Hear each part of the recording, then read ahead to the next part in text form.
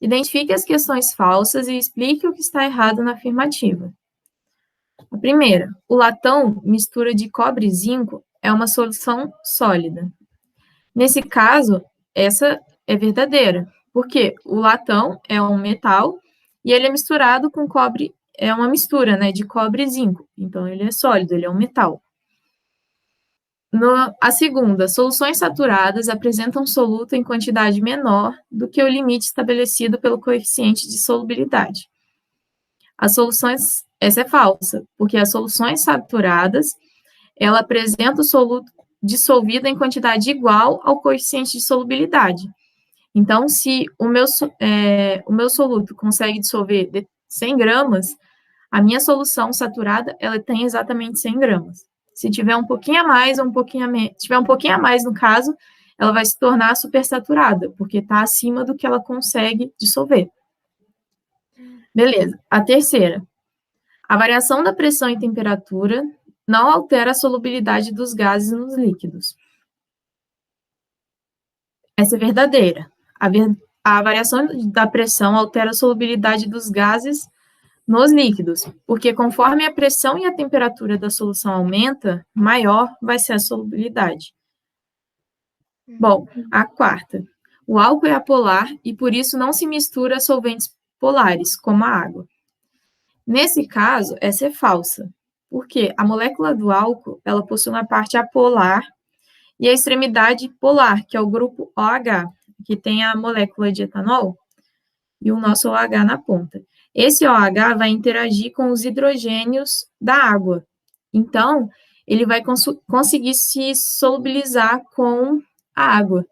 Então, o etanol, que faz parte do grupo dos álcools, se torna infinitamente solúvel em água, que ela é polar. Então, o hidrogênio da água vai reagir com o OH do etanol e eles vão se dissolver.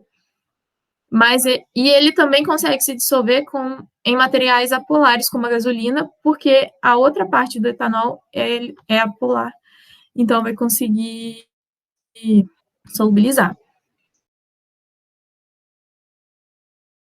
Exercício 2. Analisando as embalagens dos produtos de limpeza, verificamos que alguns possuem embalagens transparentes e outras foscas. Se lermos as instruções do rótulo dos produtos das embalagens foscas, provavelmente iremos nos deparar com essa informação. Para a conservação da qualidade do produto, mantenha o frasco fechado em local protegido do sol e do calor. Essa orientação pode ser entendida quimicamente. Aí a gente tem que ver qual que explica por que o frasco tem que ficar num local protegido do sol e do calor. Primeira situação. O calor aumenta a pressão dentro de todos os produtos de limpeza, desde que estejam com embalagens abertas. Se as embalagens estiverem abertas, vai ter alterado a pressão dentro do recipiente, então essa não é. Segundo, o calor e raios do sol podem alterar o volume dos produtos com ele fechado. Também não. Se ele está fechado, pode fazer o calor que for, que o volume vai continuar ali dentro, não vai sair. Não vai evaporar nem nada do tipo. A quantidade de soluto dentro desses produtos pode alterar se a embalagem estiver fechada. Mesma coisa do volume, isso não acontece. Agora, o calor e os raios solares podem degradar o produto de limpeza, diminuindo a concentração do agente limpante. Essa é a resposta. Por quê? O calor, ele vai servir, e os raios solares, eles servem de catalisadores, ou seja, eles vão acelerar as reações daquele produto que está ali dentro aquele produto de limpeza. Aí faz com que ele vença mais rápido. Por quê? Porque o calor e os raios solares e tal, eles fazem com que o agente limpante seja decomposto. Então, isso diminui a eficácia do produto, o que faz com que ele vença mais rápido. O trecho abaixo foi retirado de um rótulo de alvejante à base de cloro de uso geral.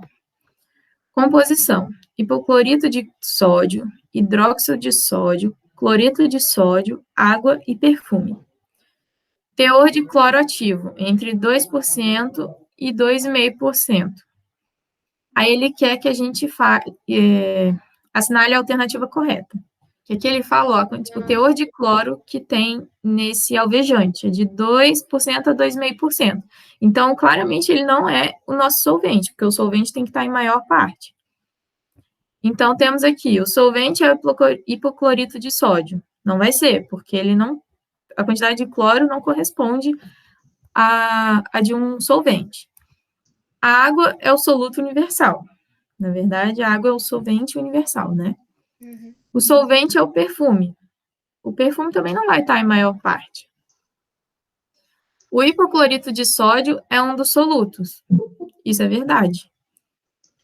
O solvente e o hidróxido de sódio Não. O solvente é o hidróxido de sódio, que é altamente corrosivo. Também não, que a gente viu que o solvente vai ser a água. Então, nesse caso, a resposta é a letra D. Nesse fala assim: um estudante, estudando soluções em química, foi à cantina da sua escola e pediu uma água gasosa. Sua professora de química, que também estava no local, ao ouvir a frase, mostrou reprovação. Explique o incômodo da professora no pedido do aluno com um olhar químico. Então, se a gente parar para pensar, o menino foi lá e pediu uma água gasosa. O que é uma água gasosa? É vapor de água, né? Não existe uma água gasosa. Então, o que ele, na verdade, estava pedindo é uma água que possui CO2 dissolvido, que são as bolhas. Então, ela se incomodou por ele ter pedido uma água gasosa, que seria como se ele estivesse pedindo vapor. E, na verdade, não era bem isso que ele queria. Então, tá aí o erro químico, né, que ele cometeu. Um único cristal de sólido, de um sólido é adicionado a um becker contendo uma solução daquele mesmo sólido. Considerando as situações a seguir, qual das alternativas é a correta? Esse exercício, ele está errado, o enunciado. Ele tem mais de uma opção correta, não tem só uma. Então, a gente vai analisar uma de cada vez. Aí, beleza, nesse caso aqui fala, a situação B aconteceria caso a solução final, a solução inicial, fosse insaturada. Então, se eu tenho aqui o meu caso B, não tem nada sobrando, tá perfeitamente, é uma solução saturada ou talvez insaturada. Se eu colocar um cristal ali, se a solução inicial é insaturada, não vai acontecer nada, não vai sobrar nenhum cristalzinho. Então, essa primeira, ela está correta. A B, ela está errada, porque fala assim, a situação B aconteceria caso a solução inicial fosse saturada. A minha solução já está no limite, eu não posso pôr nada mais ali. Se eu coloco um cristal, ele vai decantar, ele vai ficar como se fosse a situação A aqui. Vai ficar o cristalzinho ali, ele não vai dissolver. Então, essa está errada. Teria que ter um cristalzinho aqui para estar certo. A situação A ocorreria caso a solução inicial fosse saturada. Essa está certa. Então, eu tenho aqui uma solução inicialmente no limite, tenho a quantidade de soluto e solvente exatamente que pode estar no nível de dissolução correta. Se eu coloco esse cristal, ele não vai dissolver, ele vai ficar ali. Então, essa também está certa. O cristal vai se depositar. Esse inicial, calma assim, esse inicial é quando já coloca e já naquele momento, o inicial.